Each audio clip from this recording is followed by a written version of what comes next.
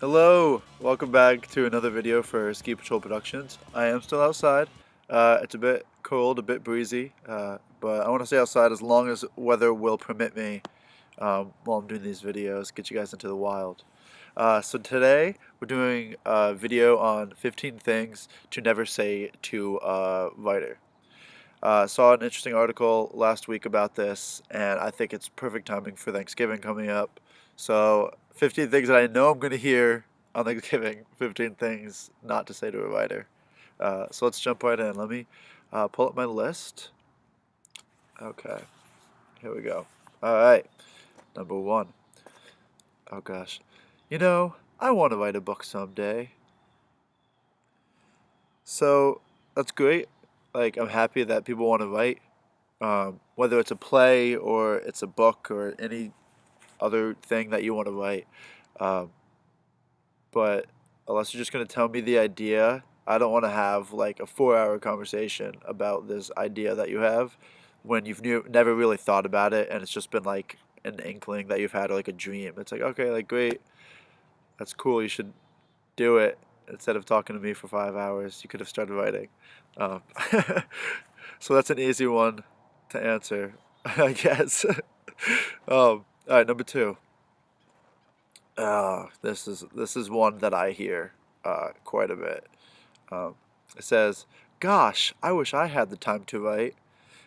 And then the second one that's combined with it is, "What do you do with all that free time?" You know, everybody has the time to write. You know, I have the same 24 hours in the day that you do. It's not like have extra hours that I'm not telling anybody about. It's not Harry Potter. I don't have a time turner or I can't time travel or anything like that. So we all have the same 24 hours. It's just it's not on your list. Apparently, it's not on your list high enough of important things to do. And for me, it is. It's top of my list every day.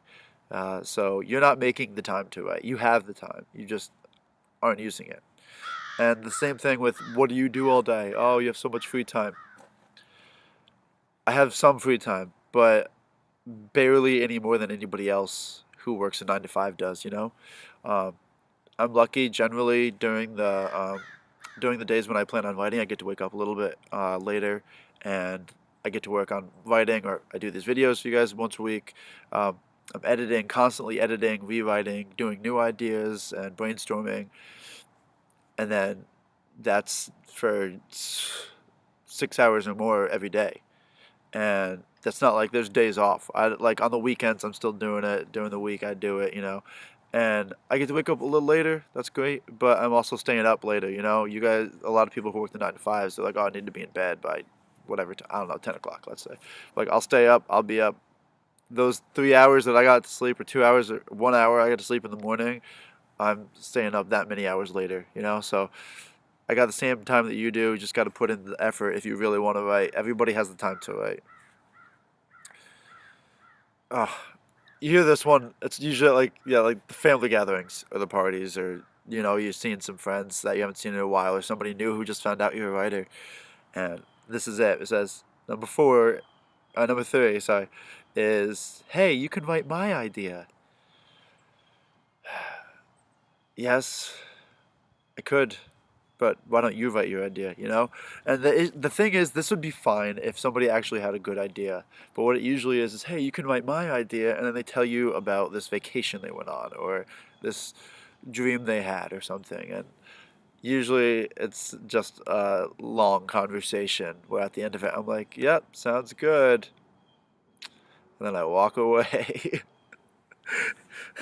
So, I mean, I could write your idea, but, I don't work for you. If you want to pay me, I'll write your idea. But that's it. Number five. This comment. Oh gosh, it upsets me. Number five. I don't read much. Okay.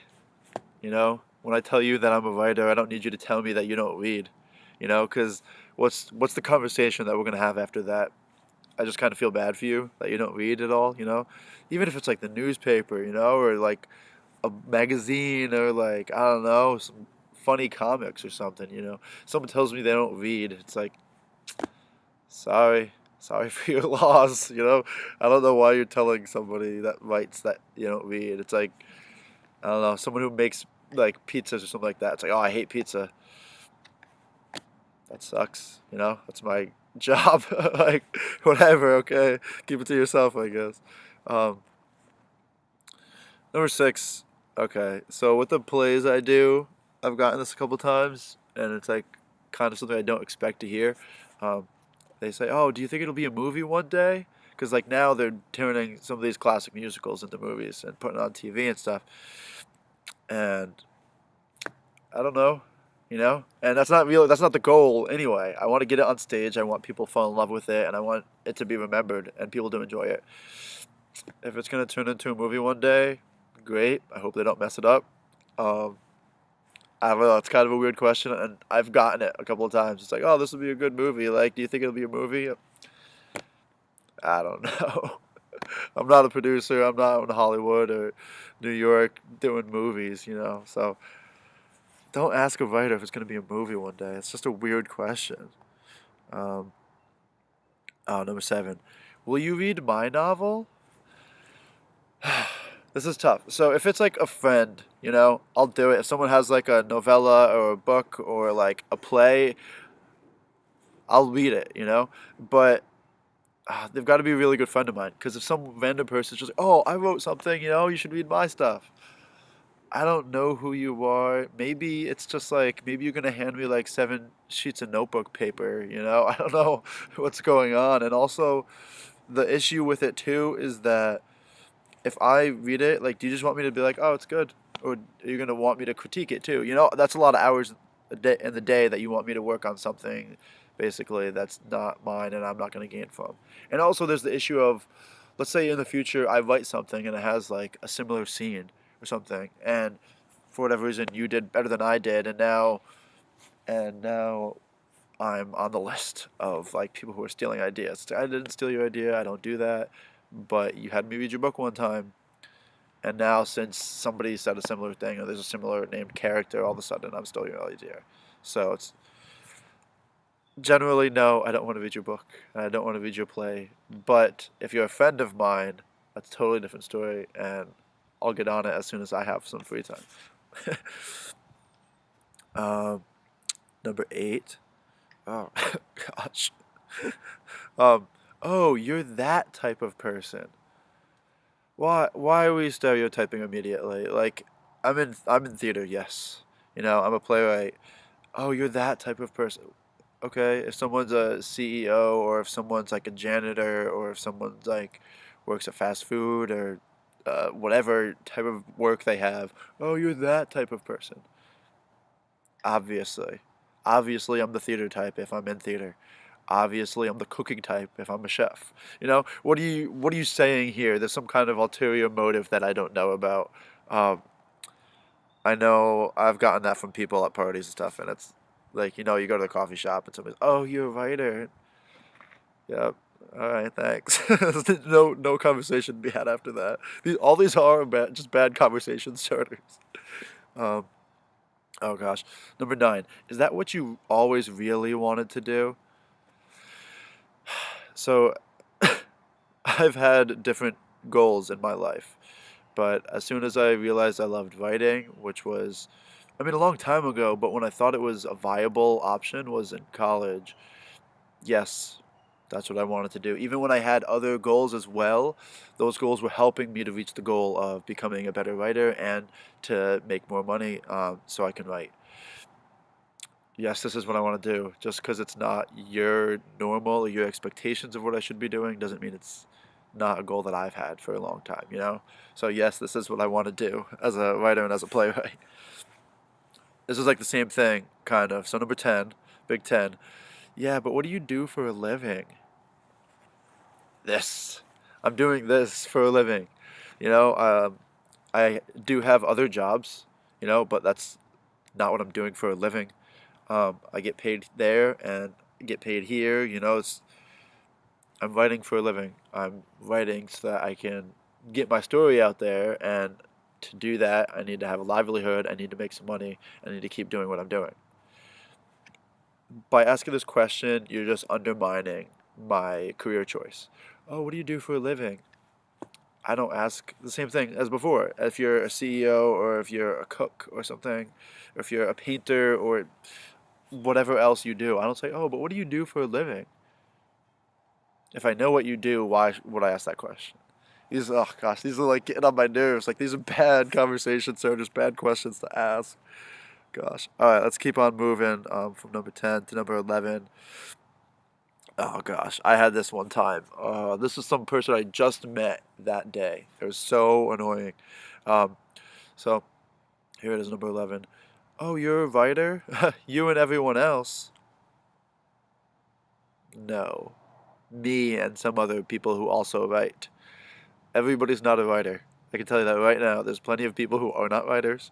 You know, you see them every day. You go to work with them. You're not a writer, right? Everybody's not a writer. And it's not like I just sat down one day. I was like, I'm gonna write, and I started writing. You know. Now some people do that, and it's great. But guess what? They probably read a lot first. You know, so even reading books is a little bit of training in writing. Um, there are plenty of people who aren't writers. So this is just another like undermining my career choice. Oh, you're a writer. You and everyone else. Everyone's not a CEO. You know, if you told me you're a CEO, I'm like, oh yeah, you're a CEO. Everyone else is too. Don't say this, please. I know I'm probably gonna hear stuff similar to this in a couple days on Thanksgiving, but please just stop. Oh gosh. Alright, number 12. I've had this before as well. This is getting on my nerves. My blood pressure is keeping me warm out here in the cold weather. Um, you're so lucky to have an easy job like that. It's a lot harder than a lot of people think, and it's probably a lot harder than a lot of other people's jobs. Um, Generally, like a lot of people don't have high risk jobs, you know. So not taking those into account, you know, like building skyscrapers and other things where you might die every day, you can take those jobs out. But if you're a chef, or if you're like a painter, or you do other stuff like that, it's like, how's my job any easier? It's like a painter. A painter just paints walls. That's easy, right? A cook. Oh, all you have to do is heat up food. That's easy. You know, there's way more to do in the job than just that. You know, I'm a writer, so all I do is write words all day. I just type on my computer and write in my notebook. That's not what it is, you know? There's ideas. First of all, there's a lot of mental capacity that needs to be had. So there's a lot of ideas and coming up with stuff. And then there's the actual writing process by hand. I, for most people, I think, for that I've talked to, and for myself, I write by hand first. And then there's the typing process, and then the editing process, and then the review process, and then peer review. There's, it's not easy, you know? Everybody can't just, it's the same thing as, oh, you and everyone else. You can't just do it. It's not an easy job. Uh, but, you know, people are going to say stuff. Oh, this is another one. I've heard this before. It's kind of a weird thing, but number 13. Writing must be so boring. Do I say that about your job? Oh, it must be so boring. Maybe it's boring to you. Like reading might be boring to you, but this is something that I love to do, and it's exhilarating to me. If I'm writing something and I'm bored, I stop writing it. I work on something else. You know, I'm not writing it anymore. Just like if you go to work every day, if you love your job, oh, I'm not gonna be like, oh, it must be so boring. And if you say it is, then I'm sorry, you know, because then you have a boring job, and you've said so yourself. You know, I am happy enough and privileged enough to be able to do this at the moment, and it's not easy, and it's not boring, and it's what I'm doing. You know, number 14, coming up to the end of the list. Um, uh, I've had this said before, and it's kind of a weird thing. It's all right. Here we go. Um, I noticed you haven't written in a while.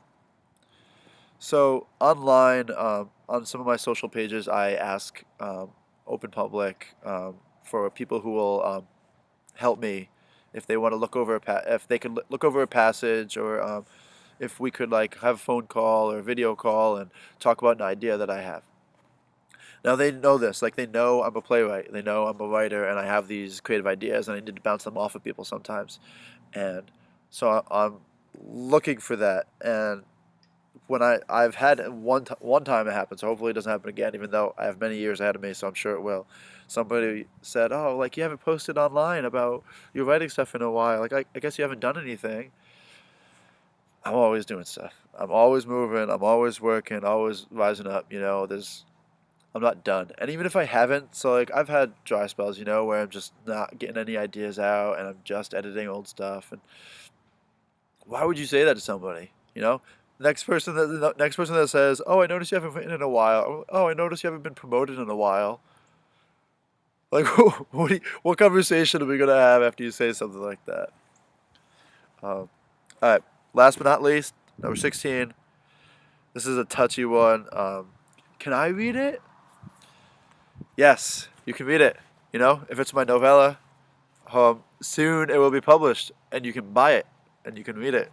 I'm not gonna send you a free copy. Uh, with my plays, you can go see them. Um, we can work together so you can find a production of it and you can go watch it. Or there might be a reading somewhere online and you can watch that. Um, I don't just send files to people, especially people I don't know. It's like, oh yeah, here's my play, here's my rough draft, here's my, uh, there's no positive in that. And also, I've had friends that have said, I've told them about it and like, oh, this is really good, like, I want to read it. And I send it to them because I trust them and I've had like long friendships with them and something that should take a day to read, maybe a couple days. Sometimes people are busy, so it could take you a week. Maybe you're really, really busy, it could take you a month. I give people time, and then I ask them, "Oh, like, what'd you think?" No response, just dead air. I wait a week or two. Hey, just wondering if you got to my book. How's everything going? Oh, did you read the play yet? How's it going? No response. And it's like, I feel like it's like a lose-lose. It's like you showed interest, so I sent it to you, and now you're not responding to me. Or I sent it to you, and you're like, oh yeah, like I read like the first page, I'm gonna get to it. And that goes on for months and months and months. And it's like 6 months later, and I say, hey, did you ever like finish reading my book? Did you ever finish reading my play? And like, oh yeah, like I read Act 1, and I put it down, and this came up, and this came up, and all right, and then it's just I get my hopes up because I want some new feedback. I want to hear what you got to say, but it usually doesn't end well. Um, so generally, no. Um, but I will show you ways to find it out in the world. Um, so yeah, that was number 16. I know I'm gonna hear these things for the rest of my life, and Thanksgiving's coming up, and then Christmas. So I'm gonna see the family and get these questions and these terrible conversation starters. So. 16 things not to say to a writer or a playwright, 16 things that I know I'm going to hear in the next couple days. Um, I'm freezing out here. I'm going to get inside. Um, I might try to keep doing videos outside, even if it snows, because maybe that could be my thing. Just be outside no matter what the weather is. 5 below 0 and snowstorm coming, I'll go outside. Um, But I hope you enjoyed this list of things not to say. Hopefully you guys learned a little bit. Hopefully you writers that are watching this are laughing and knowing every one of these is true and remembering what your friend said that one time, or your friend's friend, or your uncle or your grandmother that doesn't understand. Um, but thank you for watching. Uh, Make sure to follow us on YouTube. You can subscribe on YouTube, follow us on Facebook, follow us on Instagram. All of it is under Ski Patrol Productions, okay? So just hit us on there, Timothy M. Godomsky at Ski Patrol Productions, and you'll find us. Whatever the social media is, we're there. We're not on Twitter. It's not something that I partake in too often. Um, but follow us along on everything else, and we'll see you next week. Peace.